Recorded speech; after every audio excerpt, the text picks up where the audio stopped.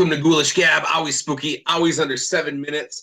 Today we are just chatting about some folks who started out doing some horror movies very early in their career and then never really came back, which some of them it's fine, and some of them it would be interesting to see if these people ever came back and did a horror movie.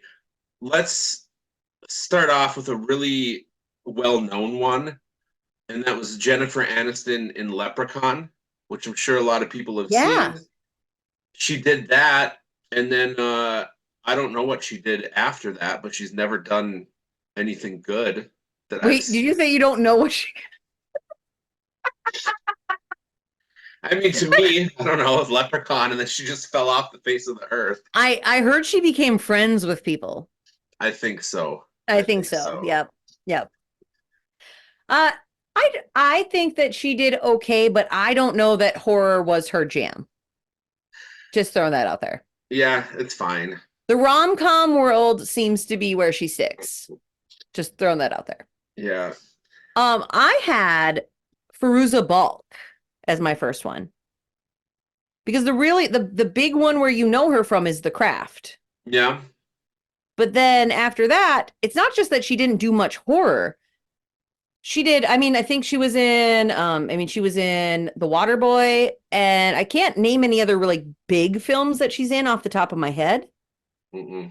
But from what I found out from doing research for this is that she is super picky and choosy about what movies she's in.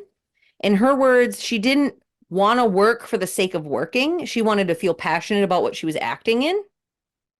And so that's why she didn't really continue, because she had the makes to be a scream queen. People liked Yeah. her, and she just stopped. She's like, I don't know, if I don't care about it, I'm not going to do it. That must be nice to only be able to take work that you enjoy and not I know. have Yeah. to pour yourself out for a living, just slaving away. How about Tom Hanks did a slasher movie in 1980 called He Knows You're Alone. Oh, I've Um, never seen that. I haven't seen it either.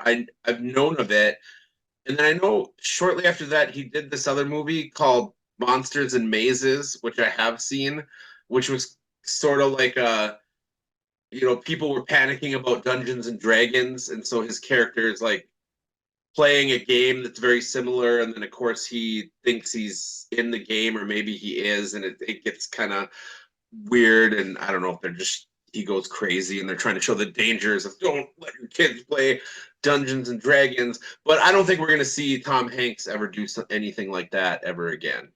Well, he also did The Burbs, which was like horror Oh yeah, comedy. yeah, that's a favorite of mine. That'd be the closest Yeah, thing since then. since then. Um, so he didn't start out by this in any means, but so one thing that I've always watched and hated slash loved, and I can't watch again, is Robin Williams in 1 Hour Photo. Oh He yeah, did he was he good in did that. that like horror thriller, and then as far as I know, didn't do another horror movie again. He went back to comedy, but I don't like any movie that makes me hate Robin Williams, and I just That's fair. ugh, so good. And yet, as far as I can tell, he didn't really do anything else beyond that for horror. I don't think so. Yeah.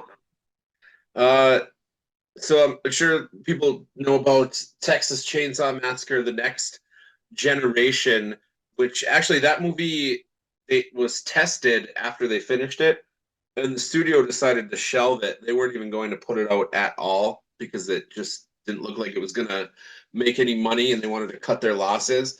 But shortly after that, both Matthew McConaughey and Renee Zellweger started to become stars. So I think the movie came out like a little more than a year after they had decided just to shelve it.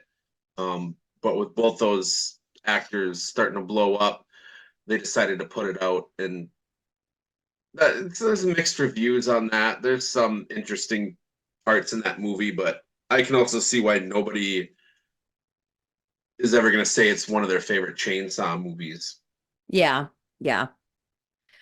And I mean, okay, so now you've taken two of the subjects I was planning on talking about. So I'm going to flip the script a little bit here and talk about somebody who was in horror that did not start in horror. and I was surprised about, which is, and forgive me if I'm pronouncing his last name wrong, Carrie Yules. I can't do better. Like, so we had seen him in, like, everybody knew him from The Princess Bride. That was Yeah. his thing. And he'd been in many other things, but that was what everybody knew him from. And then all of a sudden he shows up in Saw and he's sawing his fucking foot off and moving me emotionally while scaring the shit out of me. What the fuck? What the fuck? What the That fuck? yeah, that's kind of interesting how I don't know how he ended up in that role, but that worked out good.